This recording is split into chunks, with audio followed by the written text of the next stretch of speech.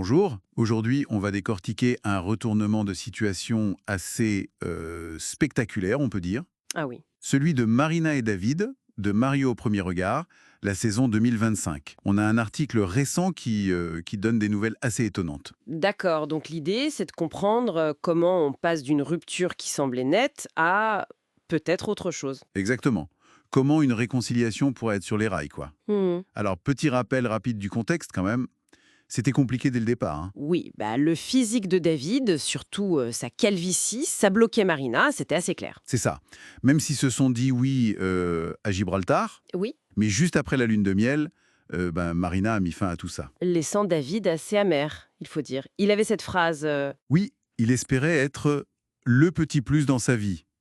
C'était assez touchant et triste, en fait. tout à fait. Une situation somme toute classique dans l'émission, on aurait pu croire que c'était plié. Ben oui, jusqu'à... L'élément déclencheur, un peu fou, quoi. Ah oui, L'intervention de Valérie, la mère de Marina. Ça, c'est décrit comme carrément inédit dans l'émission. complètement. Elle a fait quoi exactement? Ben, elle les a convoqués tous les deux après leur retour en France. Genre, réunion de crise pour tenter de sauver le mariage. Incroyable. Ça sort complètement du cadre habituel, des experts, tout ça. Carrément. C'est l'influence directe de la famille, là. Peut-être pas prévue par la prod, d'ailleurs, hein. Et alors, cette intervention de la maman, euh, ça a eu un effet? Apparemment, oui. Parce que quelques jours après, c'est Marina qui exprime l'envie de revoir David. Ah d'accord. Changement de cap. Et David y réagit comment? Bah, il ne reste pas les bras croisés. Il va même consulter une experte, euh, Marita Pernaut, je crois. Ah oui, pourquoi faire? Pour savoir comment s'y prendre en fait.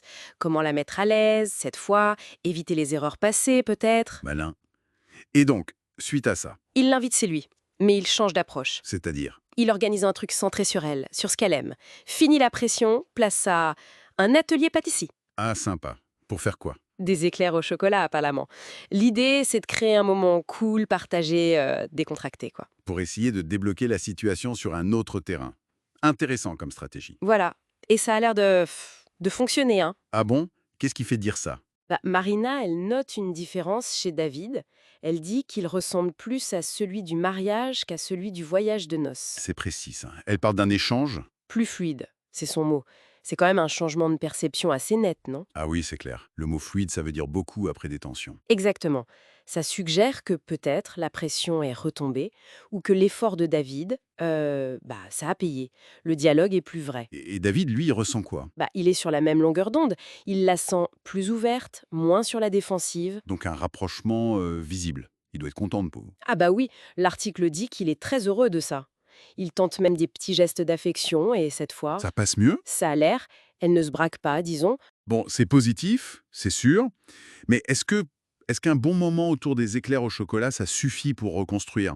Surtout quand la base, l'attirance physique, posait problème. C'est toute la question, évidemment.